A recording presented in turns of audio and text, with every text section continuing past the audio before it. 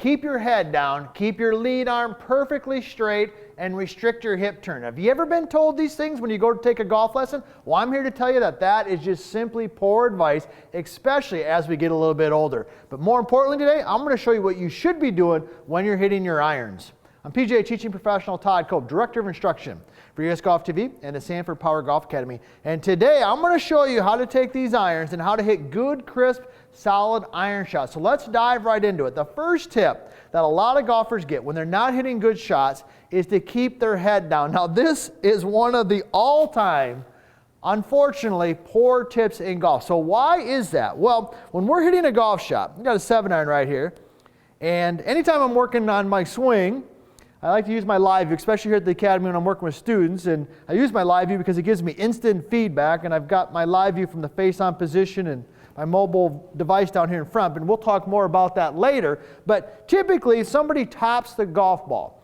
Okay, they hit the top of it and the ball goes on the ground. The common suggestion is to keep their head down.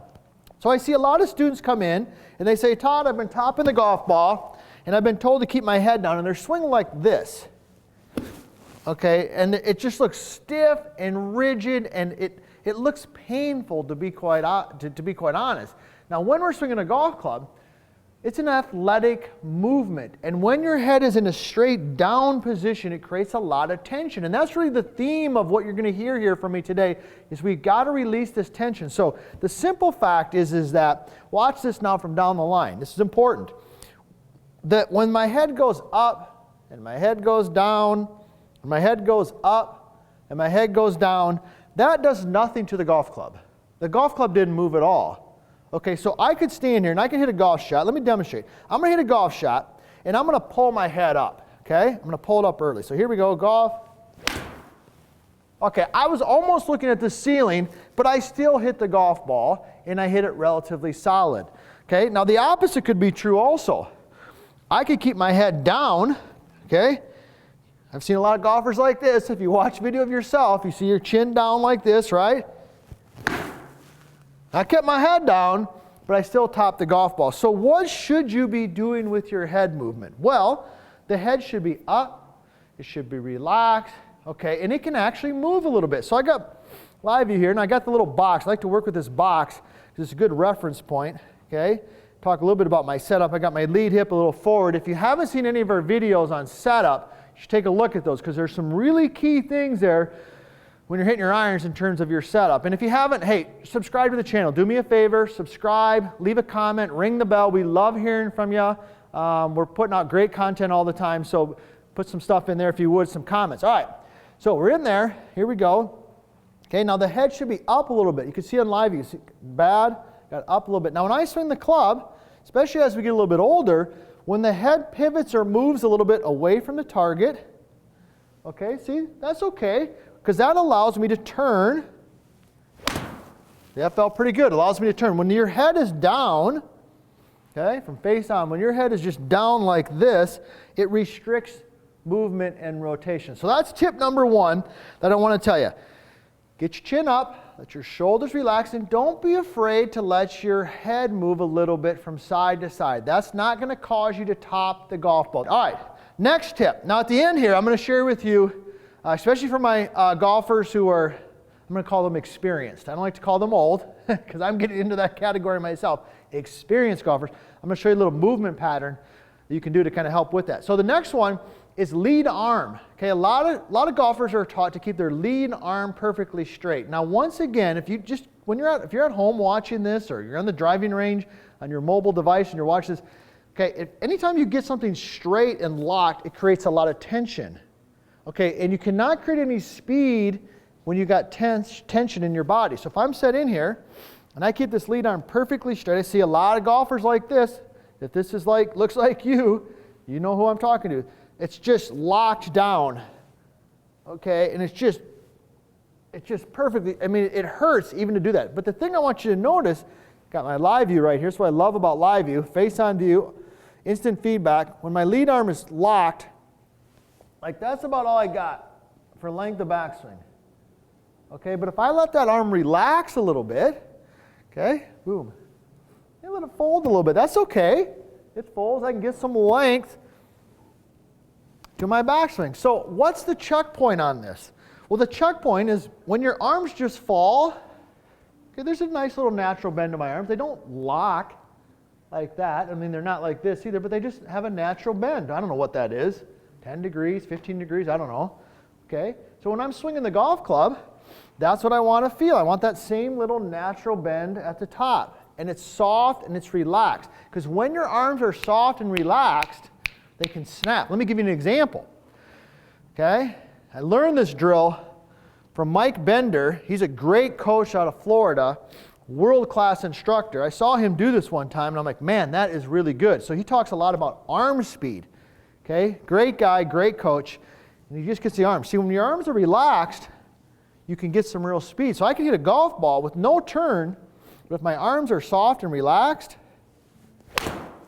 okay, I can get some real speed there. So that's tip number 2 that you've probably been told that is just bad advice, is keep your lead arm perfectly straight or locked. So head, lead arm. Now, my favorite one, and then we'll talk about the little tip I'm going to give you. And like I said, hey, do me a favor, tell some people about US Golf TV, subscribe to the channel here, ring the bell. Also, hey, check us out at usgolftv.com. That's our website.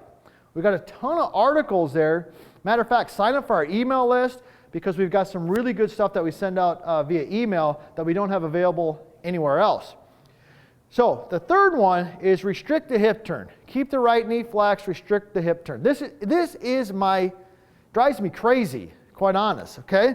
Golfers come in here and they say, hey Todd, I'm trying to hit the ball further, and I read this article or saw this video, doesn't matter, and I'm keeping my trail knee, my right knee for me locked and flexed, and I'm restricting my hip turn, but I'm trying to really turn my upper body. Now once again, that's creating a lot of tension, okay? And you can't get any length to your swing or any movement. And one of the easiest ways to hit solid iron shots is to have some movement, okay? So watch this from just down the line. You tell me. I'm going to do one where I restrict the hip turn, lock the right knee, okay? And you tell me what that looks like versus the next one. Here we go. I got that right knee locked. I can see it with my live view face on there. I'm going to lock it down, okay? Quite honestly, it kind of hurt. I gotta lie. All right, my lower back right there. If your lower back hurts, this could be why. Now the next one, I'm not gonna float all over the place, but I'm gonna let the right knee release. I'm gonna let the hips turn. I'm gonna let my head float and move a little bit. I'm gonna keep my arms soft and relaxed. Okay, and you tell me what that looks like. Okay, that felt way better. Even though I hit a little bit behind it, you could hear it. I hit a little bit behind it, didn't I? Chunked it just a little bit. Try it again. Little turn. Oh yeah, hips turn. I mean, that is much more natural and easier to do. So that's the third thing. You got to let that body move.